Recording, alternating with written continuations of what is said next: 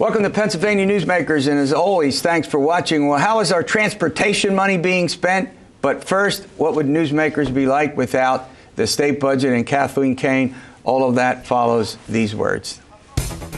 This is Pennsylvania Newsmakers, a fast-paced, unrehearsed weekly discussion with and about the leaders who shape your world. And now, here's your host, Terry Madonna.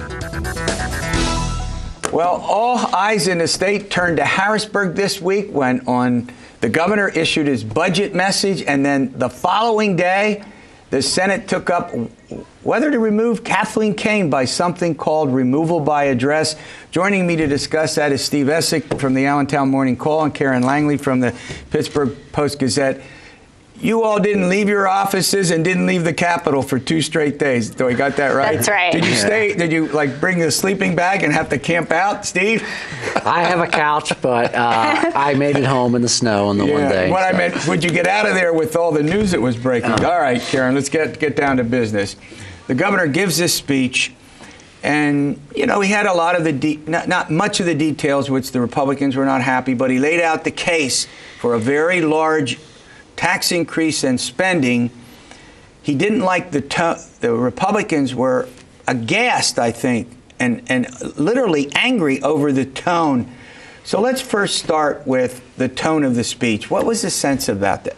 This is a very combative second budget address that you could really see as just another point in the months and months, nearly a year of budget fighting and at times impasse that we've had in Pennsylvania.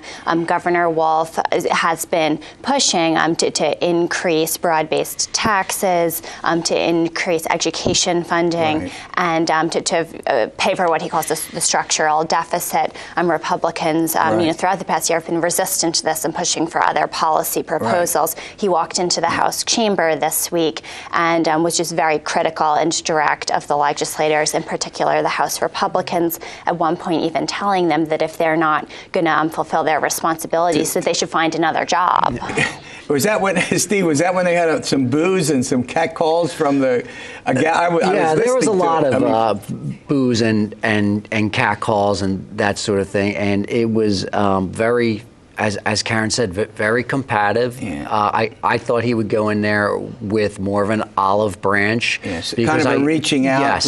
We didn't do it the first time. Let's go back and renew. Yeah, especially because after all that, what has transpired, I think all the caucuses were realizing that, yes, we have a deficit. Everyone was realizing we have a deficit.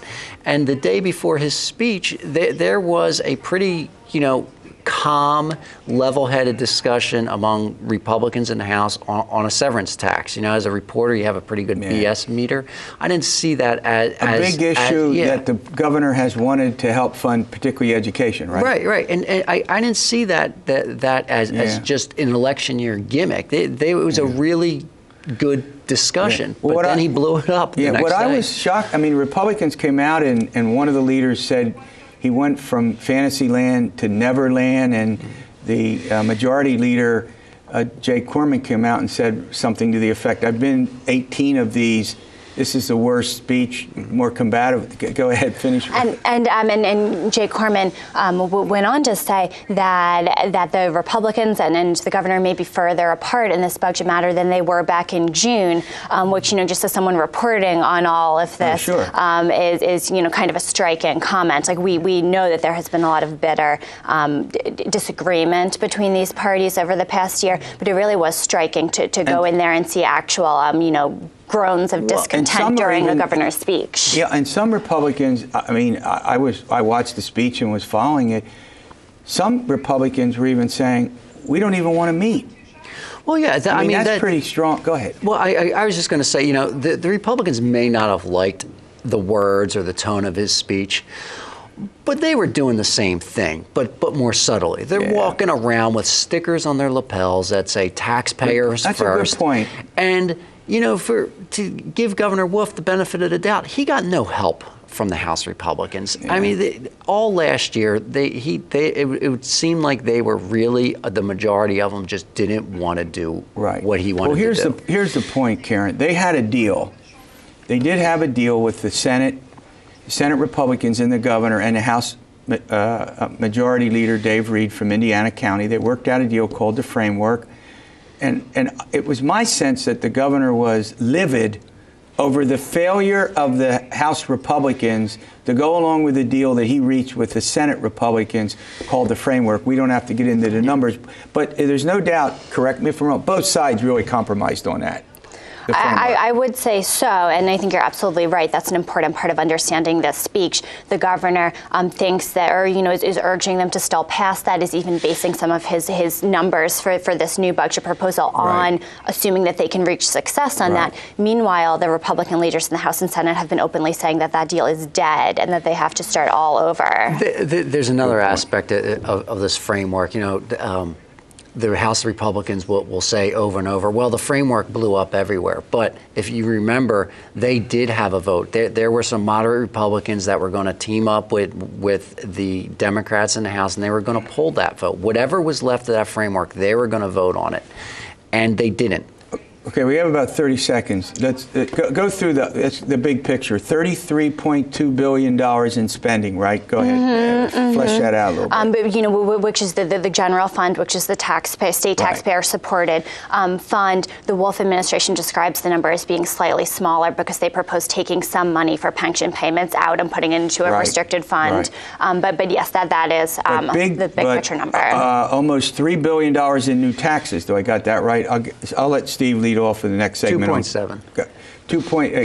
2 points, almost $3 billion. Yeah. And income tax hike, right? Yeah, so a personal income tax hike is the big one. Then 11%? There's the severance tax. And 6.5%? And yes, and also the proposal to apply the existing sales tax to a few more things like basic cable, movie theater tickets, digital downloads, and some cigarette taxes also. He proposes adding $1 per pack to the cigarette tax. We got to get out of here, and I want to come back to Kane. But the bottom line here is if the House Republicans wouldn't vote for a $30.8 billion budget that may have needed some taxes, how are they going to vote for? You see where I'm heading with this? Well, yeah, and there's another aspect of this. Quick. When we get it, ready? The Bucks County said we're not going to send you our taxes anymore. What happens if they say that again and the other counties follow?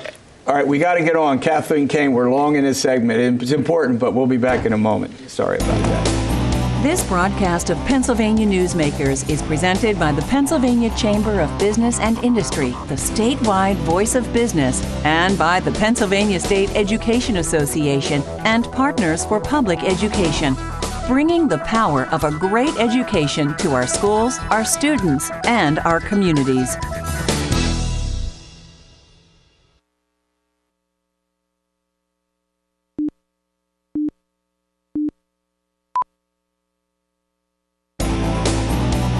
This broadcast of Pennsylvania Newsmakers is brought to you by the Pennsylvania Highway Information Association, the go-to source to learn about transportation projects and issues.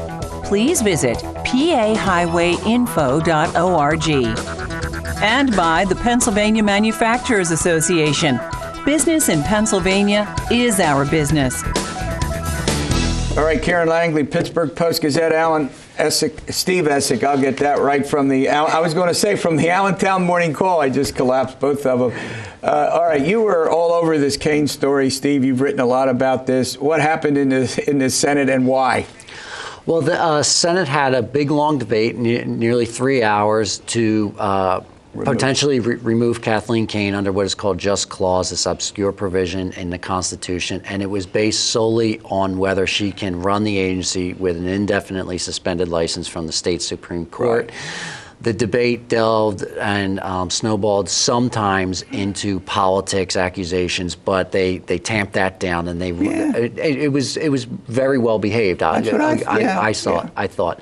And needed a 2/3 majority. They didn't get it. That would have been 33 people. They got 29 to remove, but they kept it on the table. Could come back again. Yeah. So Karen, the Attorney General then survives this, but at the same time, she survives the Senate, what they call removal by address. That's the other way to describe this, is 2/3. The House, by an overwhelming vote, was something like 172 in favor of this. And So- what, 12 against the number? I may be off. Something there. like maybe 170 to 12. Yeah. And a lot of us even missed this vote because we were Because you're in the doing the Kane Senate thing, watching right. the debate. But So yes, what so did the this was a House House decide to vote. do? The House overwhelmingly decided to approve a committee investigation that could potentially lead to an impeachment process. Right. And so this investigation could take months. This isn't something that it's is not gonna be about done. Yep. to occur. Impeachment is a much more lengthy process than what the last time Senate was going through here. It was done, as far as I know, was a justice of the Supreme Court that had been convicted of a felony. He ended up, it took months to do it, and then he was removed. But impeachment, majority in the House, 2/3 in the Senate, should it get that far? And the reasoning is very interesting. Well, the reasoning, as like I said, the Senate was just looking at the law license. Right. The House and their impeachment is going to look at everything. Misbehavior in office. Misbehavior What does in that office. That means perhaps using your staff, your agents, your lawyers to do your legal work, to do your investigative work against people you may consider your political enemies. Yeah. That includes a lot of personnel issues. She's been sued multiple times in federal court. Inside and outside, by people inside yes. and outside her office. Yeah, and so you're going to look at all that. A lot of it is in the lawsuits. A lot of it is been in the media, but I don't know what the else House, can come out. Now, the Senate, she would have immediately gone into court arguing that they didn't have the constitutional authority to do what they were doing, this removal by address. As you point out, in the impeachment is whatever a majority of the House says it is, and removal in the Senate, conviction in the Senate is whatever a majority of the Senate says. Misbehavior covers just about everything, right? It's very broad, and it's a super majority in the Senate. Yeah. But all throughout this, the earlier phases of this Senate process, the Attorney General had been arguing that the Senate process is not the right way to go. Impeachment would be the right way to and go. Ed Rendell, Governor Rendell, testified to that. Yeah, that's all right, true. We got in about 35, 40 seconds. Here's the question rather. Kane celebrated this. The Attorney General literally celebrated this, didn't she? She did, I guess, but her statement was what it always is when she has a legal issue, whether she comes out on top or whether she comes out on the bottom, is I have porn. Yeah. I have porn emails. I'm going to continue Use them. This investigation, and there's people in Pennsylvania who believe that she's doing the right thing, and she keeps doing that, but it's over and over and over again. All right, I'll get this right. Steve Esack, Allentown Morning Call, and Karen Langley from the Pittsburgh Post-Gazette. All right, coming up, Bob Latham joins me. Transportation money, where is it going to? Is it going to roads and bridges or someplace else? And is that the correct thing to do? Latham will help us understand that. This broadcast of Pennsylvania Newsmakers is brought to you by Pennsylvania Credit Union Association. Pennsylvania Credit Unions, where people are worth more than money. To find a credit union that is right for you, check out ibelong.org. And by the Energy Association of Pennsylvania, Pennsylvania's energy information source.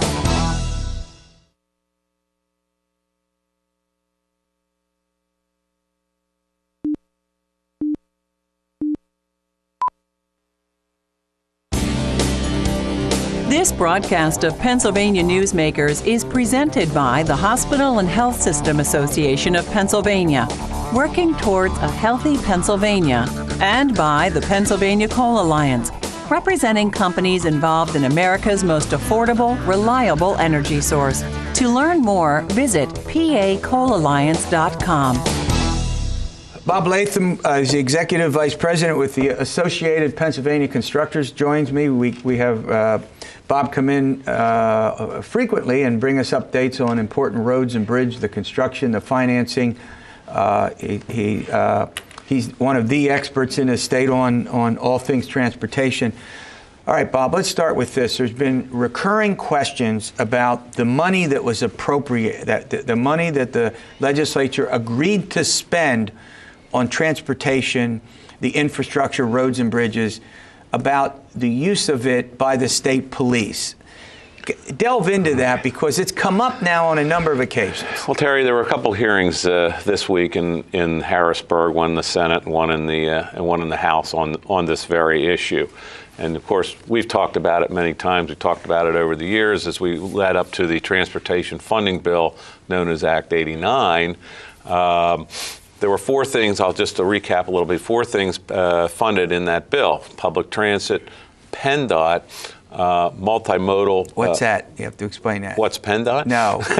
No, you know the... What's multimodal? Multimodal, well, yeah. These are ports, airports, Got it, rail, okay. Rail facilities, that sort of thing. And then, of course, local governments. And what we've seen is the motor license fund is what funds PennDOT. So that is a portion now that where we have seen more and more money that's kind of been shifted out of that to the state police budget, which is part of the Pennsylvania General Fund under the auspices of highway safety. And it's getting larger, larger, larger, larger. And now what we're seeing is PennDOT will not be able to deliver projects as a result of this. Okay, so we got to get a handle on it. All right, let me make sure, I mean, you're clear. Let's delve into this. Okay. Sure.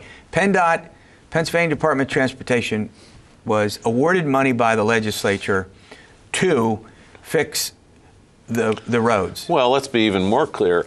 The legislature passed a bill that increased fees on motorists, specifically fuel taxes, registration fees, and the like. Right. Every time motorists, go ahead. In polling that we saw during that debate, said that's okay because we know that will be going to fix our roads, fix our bridges, make them more safe, make it more safe, convenient, reduce traffic congestion.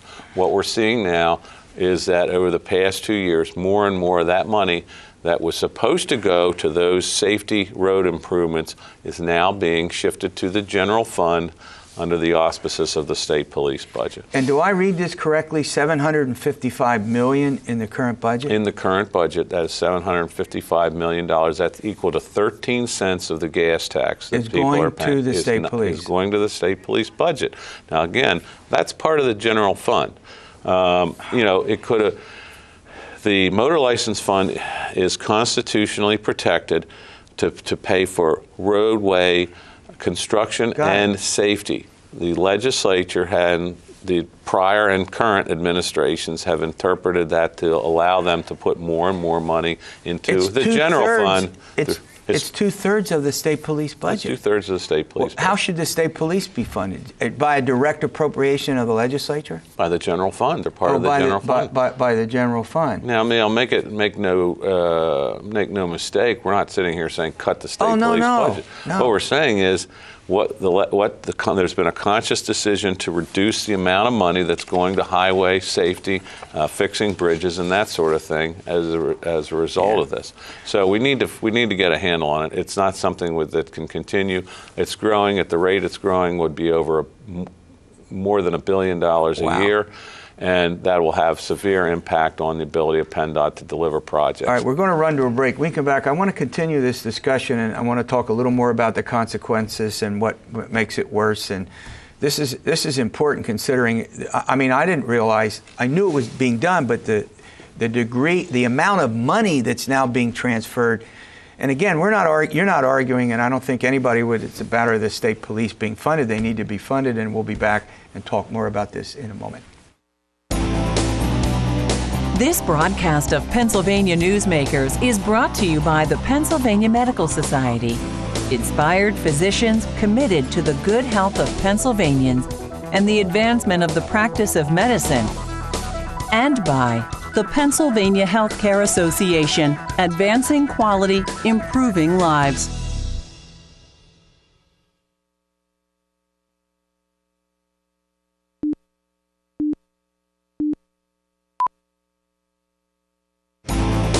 This broadcast of Pennsylvania Newsmakers is brought to you by the Pennsylvania Business Council and by the Pennsylvania Business Council Education Foundation. Bob Latham from the Associated Pennsylvania Constructors is joining me. We're talking about this big issue about the transportation money being used for the state police. Again, I don't think anybody is arguing the state police shouldn't be funded, but the question is where this money goes, is supposed to be used for in Pennsylvania law. Do I got that right? By basically? the Constitution for road improvements, and then also safety, which is what the interpretation. All right, what is making this situation worse? Well, I think one of the things that is making it worse is that there is a growing need for policing. I mean, we have drug interdiction, we have homeland security, that sort of thing. That's all needed to be done. Unfortunately, I think the decision that's being made is to pit road safety improvements, bridge rehabilitation, fixing our bridges, making our roads safer. We're taking the money out of that and paying for this. We have a $30 billion general fund. Certainly there could be decisions made in order to fund the state police operations out of that. Look at some other options. What we've recommended, and the House Transportation Committee passed a resolution to have us to look at this and determine, okay, what is the appropriate amount that should come out of the highway fund? Because obviously the state police do patrol our roads, and there is a portion of what they do on there. But there's an appropriate amount. We think that this is way excessive right now, what that appropriate amount is. Let's find out what that appropriate amount is, and then find a way to fund both the state police and without disrupting needed road projects, safety projects, and projects that will reduce congestion and allow people to get around. Yeah, and the state, I mean, I knew, for example, that the state police do provide coverage to municipalities. I didn't realize how much of that coverage it. Well, that is one of the things that's exacerbating this, Terry, is the fact that we see a lot of municipalities that are saying now, well, we'll just disband our police force and use the free state police to cover our municipalities. Well, that adds pressure onto the state police budget as well. Oh, yeah. So, we have to look at some of these municipalities. If they do opt for free state police, well, maybe they should pay more for their roads or something. Now, you said that there were some hearings. What's your sense, and this is, I think, maybe the most important question, is there a resolution to this likely to occur anytime soon? I think that the one thing that we hope will happen, and we think will happen, is maybe we'll stay at this year's level for this year. Okay. Again, let's look at what an appropriate amount is, and then maybe when we get to next year's budget, 2017, we'll look at a way to fund this without disrupting the highway program. That's what we're recommending. It seems the way that both the House Committee and I think the Senate as well is looking at that. All right, we have about a minute left, and I always ask you this question. I never let you get out of here without it. Give me the update on all the roads and bridge construction, that's going on from the Act 89 monies. Go ahead. Well, we've seen a lot of progress, particularly on paving projects. I think you can look at a number of them around the state. The roads are starting to get smoother. We're attacking our bridge problem. We are in the midst of the public-private bridge project that's being done. So there is a lot of work that's getting done. We're very much what this issue is going to eat into our ability to do that, because when we fix a bridge, another one comes online. And then we're going to see what the weather does, right? Absolutely. All right, thanks for the update. All right, we'll see you next week for another edition of Pennsylvania Newsmakers, and as always, stay well.